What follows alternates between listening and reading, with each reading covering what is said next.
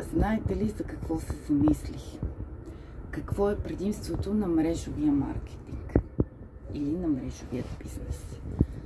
В мрежовият бизнес няма интригите, които има на едно нормално работно място.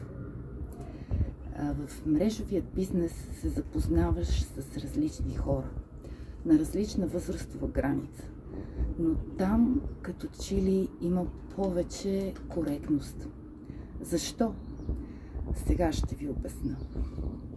Когато си на една нормална работа, винаги има някой, който да е против теб, да мърмори за нещо, да е недоволен, да гледа, да говори зад гърба ти, докато в мрежовия бизнес това го няма.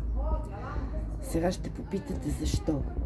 Ами защото, както казах преди малко, в мрежовия бизнес се запознаваш с различни хора на различни възрастови граници.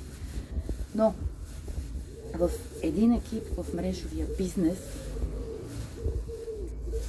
всеки е свързан по някакъв начин с другия. Например, да вземем вашият лидер. Вашият лидер месечно взима 2000 лева.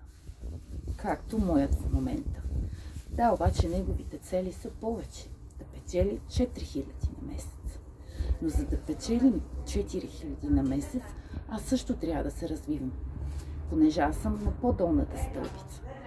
Значи аз трябва да си повиша нивото на печалба, да се обучат до такава степен, после пък обратното, аз да предам на моите хора от екипа ми цялата тази информация, за да мога аз да стигна на нивото на моя лидер, а моите хора от екипа да стигнат на моето ниво.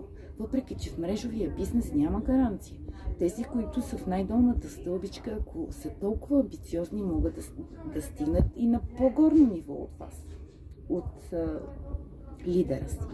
Така че тук ние взаимно си помагаме, което ми харесва доста, защото, както казах, я няма интригата.